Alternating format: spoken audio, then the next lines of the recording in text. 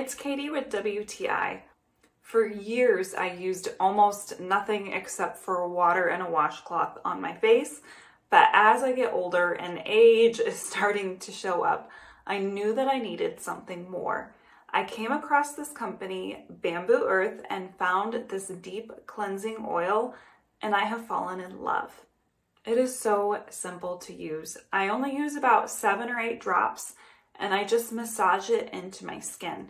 And then I take a nice, warm, wet washcloth and wipe it away. That is it. I love how easy it is to clean my face, and I love how my skin feels about it.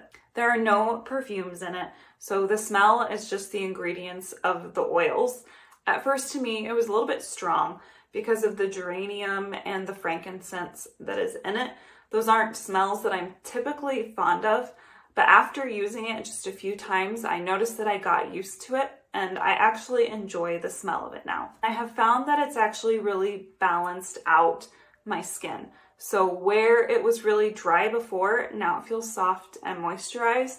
And where it was really oily, now it also just feels soft and moisturized. So it is an oil. It's not overly thick, but it's also not watered down. I have been using this every day, and you can see that there really isn't even that much gone from it yet.